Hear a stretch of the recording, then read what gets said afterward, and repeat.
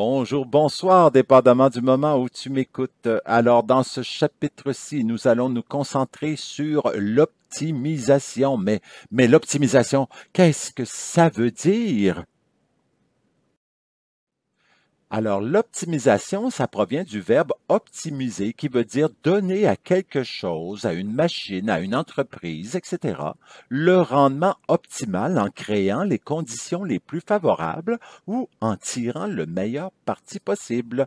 Ça, c'est pas moi qui le dis, c'est le Larousse qui me dit ça.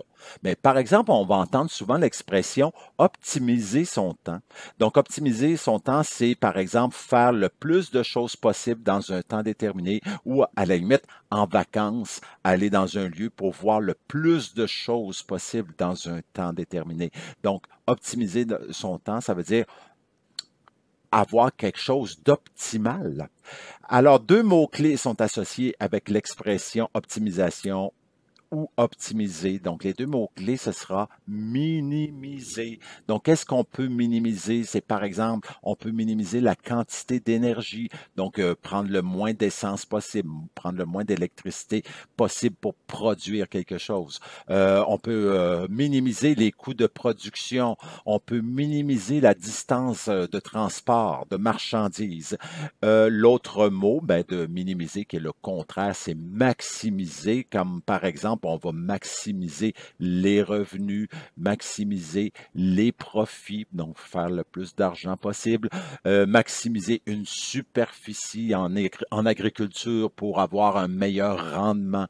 Donc voilà, minimiser, maximiser, deux mots-clés pour l'optimisation. Je vais te présenter un exemple de problème que nous allons résoudre dans ce chapitre-ci. Par exemple, Géraldine se lance dans la fabrication de jus de citron et d'orange. L'équipement qu'elle possède lui permet de produire au plus 100 litres de jus par jour. Donc, quand on voit l'expression au plus, ça veut dire pas plus de 100 litres, donc en bas de 100 litres. Chaque litre de jus d'orange lui rapporte 50 sous, alors que le jus de citron, quant à lui rapporte 75 sous. Produire un litre de jus de citron nécessite 6 minutes et 3 minutes sont nécessaires pour obtenir un litre de jus d'orange. Alors Léa, en plus, ne peut travailler plus de 8 heures par jour.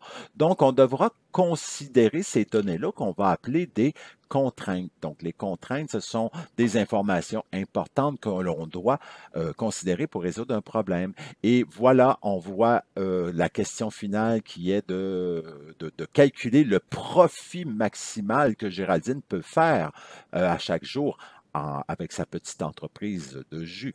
Donc, encore une fois, ici, on voit que le mot maximal, qui est un des mots-clés, maximiser, minimiser, donc un des mots-clés qui nous parle d'optimiser. Donc, on veut optimiser ses profits dans sa compagnie de fabrication de jus. Alors, pour optimiser et en fait représenter aussi les contraintes dans un problème, on va beaucoup utiliser les systèmes d'inéquation. Mais un petit rappel d'abord, qu'est-ce que c'est qu'une inéquation? Donc, comment tracer aussi une inéquation du premier degré? Donc, lorsque nous avons, hein, on se rappelle, c'est marqué en haut à droite, là, tu vois, c'est un rappel. Quand c'est marqué rappel, c'est parce qu'on a vu ça l'année dernière. Donc, dans l'équation y plus petit que ax plus b, donc comment est-ce qu'on représente ça dans un graphique? Donc, nous allons d'abord tracer la droite frontière, donc avec des coordonnées, et parce qu'il n'y a pas le symbole égal, ça sera représenté par une ligne pointillée. Et étant donné que le y est du côté du signe plus petit ou inférieur, à ce moment-là, on va assurer vers le bas. Donc, on peut indiquer ça par des flèches pour dire nous allons prendre tous les points qui sont en bas de la droite. Sinon aussi, vous pouvez vous amuser à colorier ce demi-plan-là. Donc, de la forme Y inférieure à x plus b, donc c'est une ligne pointillée et on va assurer vers le bas.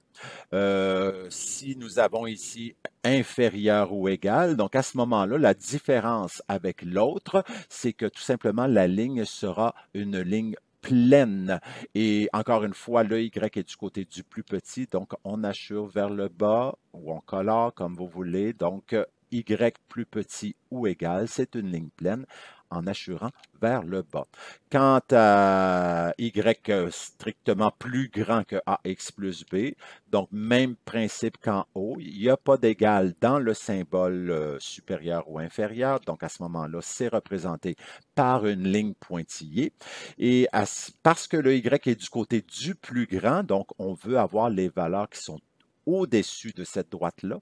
Donc, vous indiquez par les flèches en haut, vers le haut, où vous coloriez. Donc, ici, nous allons avoir une ligne pointillée en assurant vers le haut. Et ben, pour le dernier, ben, à ce moment-là, ici, c'est un supérieur ou égal, ou plus grand ou égal. Donc, encore une fois, ici, ligne pleine, parce que ça peut être égal. Donc, notre droite frontière serait une ligne pleine.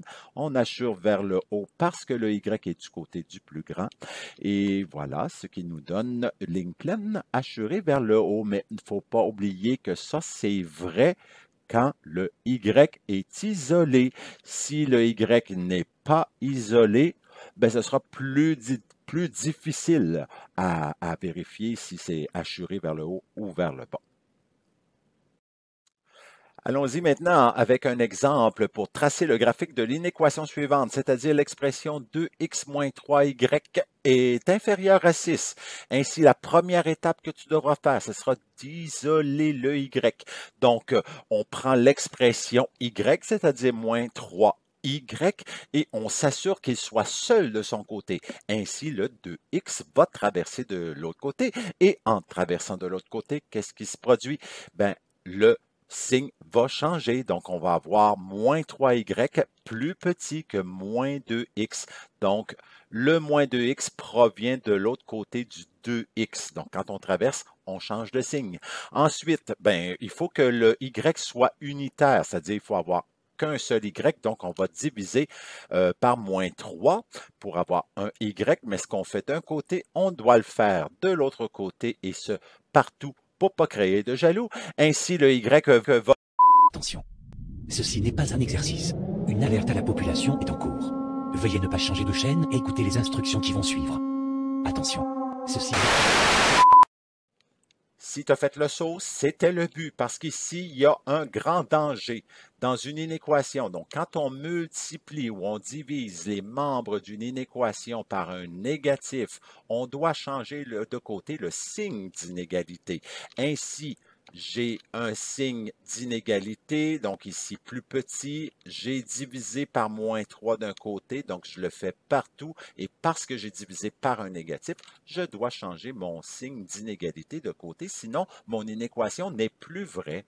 Ainsi, je vais avoir y plus grand, et il me reste à compléter, ça va être plus grand que quoi? Donc, je vais prendre moins 2x sur moins 3. Un moins divisé avec un moins, ça donne un plus. On laisse ça en fraction, beaucoup plus simple à gérer. Donc, ça va faire 2x sur 3, positif. Hein? Et plus 6 divisé par moins 3, un plus divisé avec un moins, ça me donne un moins. Donc, je vais avoir ici moins 2. Et là, on est prêt à tracer le graphique, mais avant, on va aller chercher avec la calculatrice une table de valeurs pour tracer la droite frontière. Donc, on se rappelle, on peut rentrer ici dans y égale l'équation. Donc, on inscrit 2 divisé par 3, le x qui est là. Ensuite, bon, moins 2. Et là, on appuie sur le bouton deuxième fonction jaune, graphe, pour avoir la table de valeurs. Donc ici, on voit que je vais aller chercher des valeurs entières. Donc, j'ai le couple 0, moins 2, 3, 0. Si je recule avec les flèches, j'ai le couple moins 3, moins 4. Je recule encore, j'ai le couple moins 6, moins 6. Donc là, maintenant, ben, je suis prêt à placer ces points-là. Donc, on prend ces points-là et on les place dans le plan cartésien. Donc, moins 6, les autres points aussi. Donc, on les place. On essaie d'en mettre au moins 3. Et je veux juste te faire remarquer une chose ici, c'est que par rapport ici au taux de variation de l'équation, ou la pente si on veut, j'ai la valeur qui est devant x, c'est 2 sur 3, donc la pente est 2 tiers, et tu vas remarquer que entre chaque point qui arrive juste, regarde ici, je monte de 2, tasse de 3, donc monte de 2, tasse de 3, Même chose pour de chaque point à un autre. Donc, monde de 2, tasse de 3, monde de 2, tasse de 3, monde de 2, tasse de 3. Donc, c'est comme ça qu'aussi qu'on peut placer un premier point, se fier aussi au taux de variation, à la pente, puis de dire, ben, monde de 2, tasse de 3, monde de 2, tasse de 3. Donc, on trouve tous les autres points de cette façon-là aussi. Sinon, la calculatrice, c'est bon aussi. Maintenant, on trace la droite frontière. On sait que c'est une ligne pointillée. Pourquoi? Parce que mon signe d'inégalité, il n'y a pas d'égal. Et je vais assurer vers le haut parce que mon Y qui est du côté du plus grand, mon Y isolé positif, est du côté du plus grand. Ainsi, donc, je peux colorier vers le haut. Et voilà, on a représenté ici le demi-plan qui correspond à l'inéquation Y plus grand que 2x sur 3 moins 2. Dans les inéquations, il y a des cas particuliers, donc il se peut que nous ayons une forme d'inéquation de la forme suivante, c'est-à-dire y plus petit, plus grand, peu importe, à une valeur constante. Donc à ce moment-là, sachant que b est une valeur, donc un nombre réel, donc n'importe quel nombre, donc ça peut être y plus grand que 3, plus y plus petit que 4. Donc à ce moment-là, nous allons avoir une droite horizontale. Donc, dans le graphique, par exemple, j'ai y plus grand ou égal à 3. Donc, je vais tracer ma droite frontière qui sera horizontale vis-à-vis y vaut 3. Donc, je trace ma droite. C'est une ligne pleine parce que égal. Et bon, mon y est du côté du plus grand, alors je vais assurer vers le haut. Donc ici, j'ai juste placé les flèches et c'est suffisant. Deuxième exemple, j'ai y plus petit que moins 3. Donc, je vais sur l'axe des Y à moins 3. Ça va me donner une droite horizontale pointillée parce qu'il n'y a pas d'égal. Et à ce moment-là, ici, mon Y, comme il est isolé, est positif. Il est du côté du plus petit, donc je vais assurer vers le bas. Autre cas aussi, c'est lorsque nous avons la forme x plus petit, plus grand à un nombre que je vais appeler ici z, ou z aussi est n'importe quel nombre. Donc, x plus grand que 10, x plus petit ou égal à 2 tiers. Donc, peu importe. À ce moment-là, nous allons avoir une droite verticale. Donc, exemple numéro 3, nous avons x plus grand que moins 2 cinquièmes. Donc ici, je pars de 0, moins 1, moins 2, moins 2 cinquièmes, moins 2,5 en fait. J'ai dit moins 2 cinquièmes, mais c'est moins 2,5. Donc, moins 2 et demi. Donc, je pars ici et je vais tracer une ligne pointillée verticale. Et parce que je veux les valeurs plus grandes, donc à ce moment-là, ici, je ne peux pas dire je m'en vais en haut de la droite ou en bas de la droite. Je suis obligé d'aller soit à gauche, soit à droite. Mais on comprend que les valeurs plus grandes de x sont à droite, donc je vais assurer à droite. Et pour l'exemple x plus petit ou égal à 4, donc je m'en vais vis-à-vis x vaut 4, juste ici. Je trace une ligne pleine et je veux les valeurs plus petites, donc je vais assurer vers la gauche. Et voilà pour les cas particuliers.